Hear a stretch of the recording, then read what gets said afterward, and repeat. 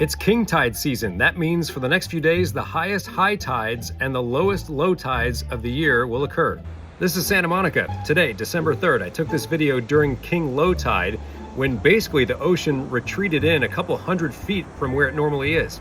During these next few days though, the variation between high tide and low tide is going to be about 9 feet over the course of 7.5 hours around Santa Monica. Here's a chart of the tides. This is for Santa Monica. You can see December 4th, how we have high tide way up here, low tide way down here. Here's December 5th, December 6th. So you can see these big ranges between high tide and low tide. We go later into the month, that range gets a little more narrow, gets a little bigger later in the month, but not as big as these next couple of days right here. So what makes a tide a king tide? Well, you might know that the gravitational pull of the moon causes the tides, but also the sun. The gravitational pull of the sun causes tides as well.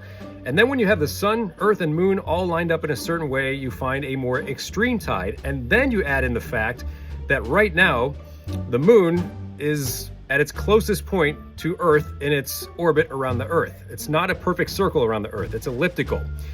There's a supermoon going on right now because the Earth is a little bit closer to the moon than it normally is. Then, as far as the whole year goes, the Earth is currently at its closest point to the sun. It's closer to the sun in winter than it is in summer. So the fact that we have the proximity of the moon to the Earth and the sun to the Earth, and that everything is lined up just in the right way, that's going to give us those extreme tides over the next few days. And by the way, the next king tide is coming up January 2nd and 3rd.